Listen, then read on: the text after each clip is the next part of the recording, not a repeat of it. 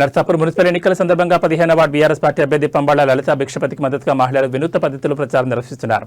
15వ వార్డులో బీఆర్ఎస్ అభ్యర్థి లలితకు మద్దతుగా మహిళా ఓటర్లు బతుకమ్మ పాటలతో ప్రచారం చేస్తున్నారు. తమ గెలిపే లక్ష్యంగా ప్రతి ఒక్క ఓటర్ను ఆకర్షించే విధంగా ప్రచారాన్ని కొనసాగిస్తున్నారు.